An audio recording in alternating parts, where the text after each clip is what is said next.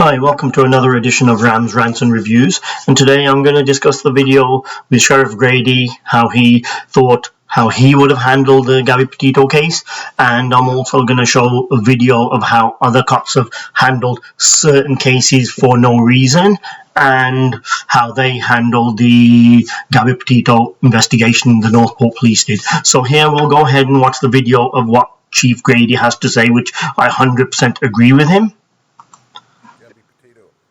I'm not involved in that investigation. My team's not involved in that investigation. I could only speculate based upon news reports, and as you know, those are incomplete at best, and sometimes they can be fictionalized at worst.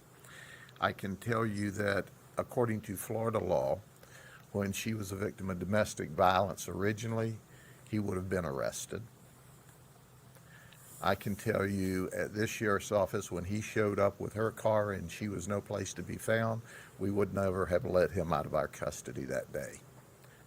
Other than that, I'm not sure where their investigation is. Gabby Petito. Okay, so as he said it clearly. The van was in their driveway and there was no Gabby Petito. But yet, they didn't ask questions, they didn't go into the house, they had no idea. According to us, the public, they said, we took the vehicle for forensics to see what kind of information is. Not once did they go in or go into the house to see if she was there as a missing person. Now I'm going to show you another video which I believe is double standards. You'll see cops just go to a house for no reason, smash the door down. And in this case, they had a reason, but they didn't do nothing. And here's the video, which you'll see. It was a total nightmare for this family when cops burst into their home, which turned out to be the wrong address.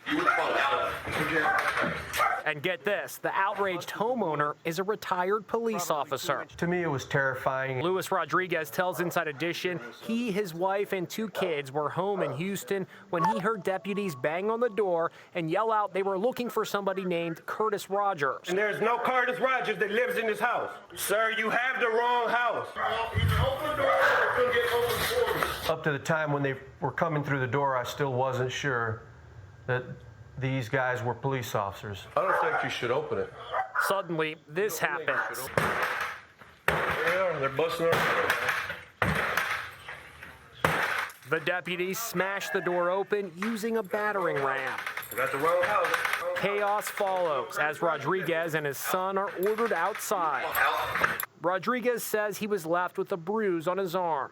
What could have happened if this went completely wrong? I was afraid that they might discharge a firearm inside of my house and possibly, injure or kill someone. To make matters worse, the incident took place on the day his daughter Raquel was celebrating her quinceañera, or 15th birthday. I thought somebody was trying to break into our house. This exclusive video shows Rodriguez and the deputies arguing outside. I told you at the door there was no such person here. It doesn't work like that. Everybody, everywhere we go says he ain't here. In a statement, the sheriff's office says deputies realized they made a mistake, and the sheriff's office arranged to have the door replaced.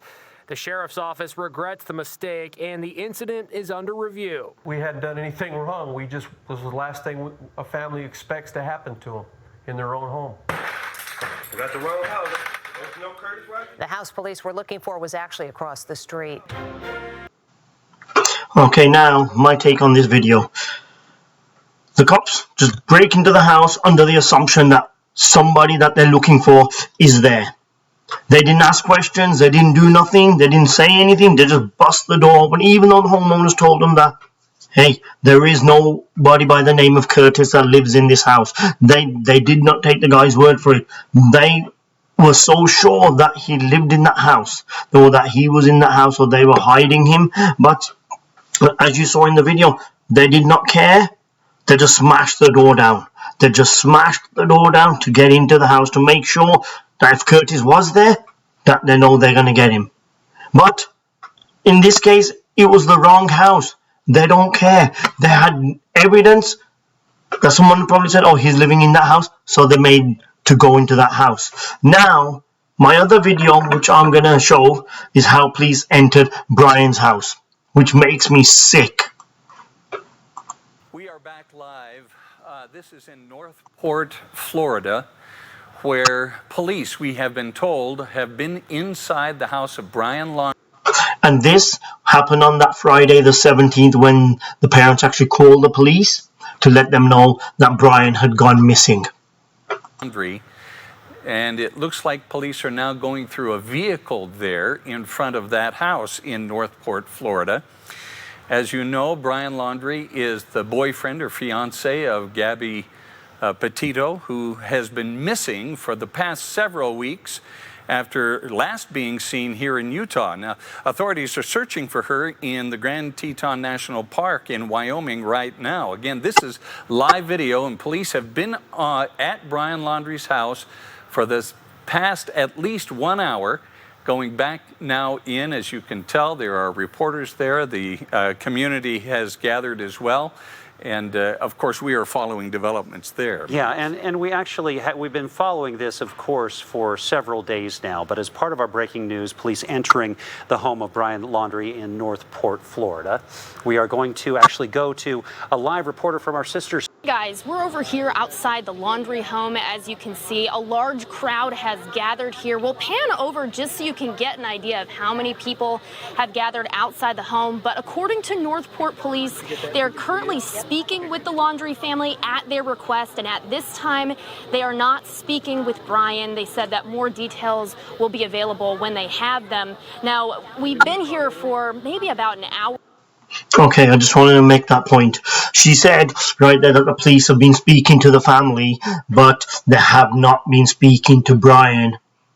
My question to them is Brian in the house at that time? My answer is no. He was already gone. As we know now, he went on the camping trip with his parents, which obviously they had taken him away. So to me, is if you're in the house, why would you not search every room of that house? And okay, if there's a basement, look in the basement, look in the attic, every place in that house, search it, not just go in there. The parents are bringing out a little box. It means nothing. That's why I'm so frustrated with these cops that are so incompetent, that are so idiot, so stupid. You're in the house. Can you not make eye contact? Can you not say that, okay, we've seen him? And on the other note, with the amount of people that you see gathered outside the house, there's no possible way he could have left that house. Because as we know, the Mustang has always been in that driveway since the people have gathered. And even when the parents said, oh, we bought it back from the Carlton Reserve, it never moved.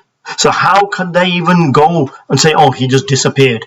To me, the cops are so stupid. And in this case, they just knocked the door and went in. As opposed to the last people, they just smashed the door down, went in to do the search. Here, they know the girl is missing. They know they found her vehicle in their driveway. But yet, they treat them like they're their friends, which to me just don't make sense. That's why I hate these Northport police, and I really wish they all get fired. I really do. Even that Josh Taylor, the spokesman, he just comes on, we know where he is. You never knew. Even the cops in here just never knew. They never ever bought him out once. Let's continue. Or so at this point, we did see at one point 2 officers come out of the house. They went back in with some brown bags.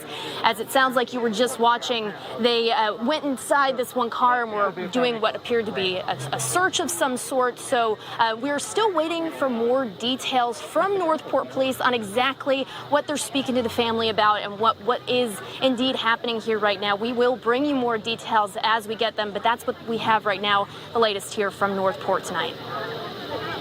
Mary O'Connell reporting from our sister station in Tampa. Thank you so much. Interesting to note here that, again, as Mary just said, police are there at the request of the Laundrie family, and that they are not speaking with Brian at this point. It sounds like they're talking. He has lived with his parents there. He lived with Gabby and his parents in that home. And so so it sounds like it's likely his parents they're talking to, although we don't know that for sure. So right there, as we heard again, they're talking to the parents. Why would they not say, bring Brian into the room? We want to at least sit down, want to confirm he's there. We want to make sure he's here. We want to ask him a question. Go search the house. The way you guys broke into that house of the innocent family for no reason. Why could you not do that to Brian's house when there's a girl that's gone missing and her vehicle is in their driveway? Man, these cops have just made me so mad. I'm just so infuriated with them. And I really, really hope that something good does happen. I hope that these parents do get charged now that we know they are aiding and abetting Brian. And to me, like I said, the police have just screwed this up from the get-go. The moment the van was there, they should have bust that door down of that house, gone in, teared the house upside down, saying, where is Brian? He came back in the vehicle, she's not here, where is he? And on that note, give me your reviews and your comments and stuff. Let me know if you agree with me, how you feel. I'm sure most of the nation right now feels the way I do, like so frustrated and furious about how the police have just dropped the ball from the beginning on this case and how things have just gone out of control, and they're looking in places that even the police, I'm sure, know that he's not there, but now to try to save face, oh, we're doing this, we're looking for evidence. Well, DNA, you don't need DNA in this case. You just need to find him.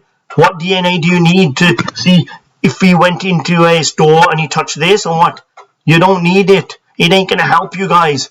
To me, Josh Taylor and that Northport Police Department should be just said they were shutting their department down. You guys do not know how to be police. That's it. That's how I feel.